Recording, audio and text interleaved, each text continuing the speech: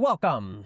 Today is Friday, March 27th, 2026, and I'm actually sitting in a parking lot in my neighborhood because my house is being looked at this very second. Hopefully there's someone looking to buy it. We'll see. Anyway, if you see my cat running around behind me, it's because I have 4 of them, and one of them doesn't get along with some of the others, and I had to bring her with me, and she is not very happy to be here. She doesn't know what's going on, so if you see her, that's what that is.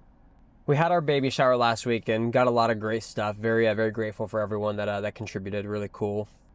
And at this point in time, we are just over a month away from meeting our son David. We had a midwife appointment this week, and she said she thinks she thinks my wife will go 41 weeks. I don't know what she's basing that off of. She knows something I don't, clearly. But 41 weeks, so it might be a little bit later in May as opposed to May 2nd, like we were initially told, but we'll see what happens.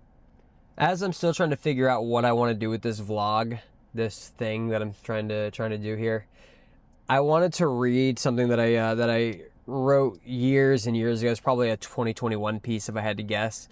I actually used to have a podcast back in the day where basically it was kind of like this, where I would just read something and talk.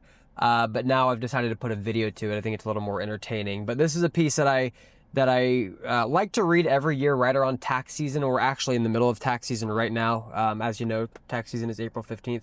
My cat wants some treats, and I told her I'd give her some if she came with me, so I got to give her some. 1 second. Ooh, I just broke the lid. Here you go. That was her trade-off for coming with me. She gets treats. So now I need her to just behave. So this piece is about taxes and how they kind of relate to the real world and to everyday life. So, as always, you're really not supposed to know that I'm reading something, but I am. With this being said, every year right around April 15th, we have to pay our taxes. This is something that everyone has to do. You're not alone in this endeavor. I paid my taxes, your parents paid their taxes, and your kids will pay theirs when they grow up. This is the way life works, whether we want it to or not. And every year, we complain about it. We talk about how the government is stealing our money and how we deserve to keep it. But I wanted to explain how taxes represent much more than just giving to the government. They are symbolic of much more than what's on the surface, and they're actually reflective of life. Taxes are your hard-earned dollars that go back to the government so that you can have services that you can benefit from. Things that you likely don't even think about on a day-to-day basis. Things like traffic lights, police officers, fixing a road, fixing a school, whatever it may be. But since you don't think about these things every day, it feels like you're being stolen from, even though every day you take advantage of the very things that your taxes go towards. So how is this symbolic of anything beyond utter annoyance? We pay taxes on everything in our lives. Nothing comes without paying a tax on it. The tax may not always be financial, but there's always a tax somewhere. Like right now, my tax for bringing her with me is I have to give her treats. That's my tax. Similarly, her tax for treats is that she has to come with me in a car. You get the idea. Anyway, back to where we were. Want to be a college graduate? Your tax is 4 years of late nights eating ramen noodles and doing assignments that you feel are totally unnecessary. Want to be a CEO? Your taxes are years of climbing the corporate ladder of the company, showing up early, staying late, doing whatever is needed to complete the task at hand without making excuses about it. Want to be healthy? Have a great body? Be in better shape? Your tax is making yourself uncomfortable for an hour a day, 4 to 6 days per week, while laying off the carbs and watching your caloric intake. Nothing in life is tax-free. Everything comes at a cost. But here's the thing. You could be saying to yourself, well, I'm just not going to pay my taxes. They're not fair, and I don't feel the need to. And that's fine. Unfortunately, the real world doesn't care if you think it's unfair. But let's say you don't pay your taxes. You may get away with it for a minute. If you eat garbage and don't exercise, you may get away with it for a minute. Until one day the taxman knocks on your door and tells you to either pay up or go to jail. Because ultimately the taxman doesn't care if you think he's fair or not. He's coming regardless. He comes for everyone, and he has since the beginning of history and will continue to come for everyone long after we're gone. Nothing in life is tax-free, and everything comes at a cost. But you can choose when you pay that tax, whether it be now or later.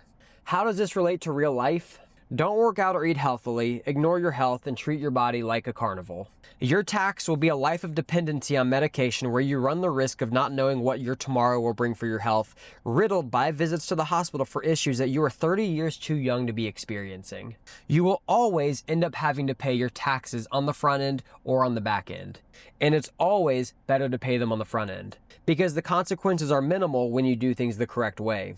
If you wait until the taxman knocks on your door, it could be too late. And I know life isn't fair. You have it harder than everyone else. Your situation is different. I don't understand how hard you have it. I hear it all the time, every day at my job. And this is true. Life isn't fair. But guess what? Life isn't fair for everyone, which ultimately makes it fair. The rules of life apply to everyone. Sure, some people start with disadvantages and advantages that other people don't. And I'm not here to deny that, and that's not the argument that I'm making. But what I am saying is that life doesn't care where you started. You can make a persuasive case that all of your troubles are the faults of others, and you'll convince some people, and you may even convince yourself. But then you have to ask yourself, are your troubles now solved? And the answer is no, they're not. You're exactly where you were before you started telling me how the taxman is bringing you down. And I'll take it one step further. Maybe your troubles are the faults of others. Maybe life does keep knocking you down. Let's completely ignore personal responsibility and pretend that it's everyone's fault except for your own. Your troubles are still not solved. It's up to you to take action on your life. Do not give others power over you by blaming them for your shortcomings. You're giving away your power every time you do that. And you're selling yourself short. You are in the driver's seat of your own life. Only you are in control of you. Everyone is dealt a hand in life. Some hands are better than others. And it's up to you to make the most out of the hand that you were dealt. You cannot change your starting point in life. Your end point, though, that's up to you to decide. The taxman is coming. So which taxes are you willing to pay? Thanks for watching.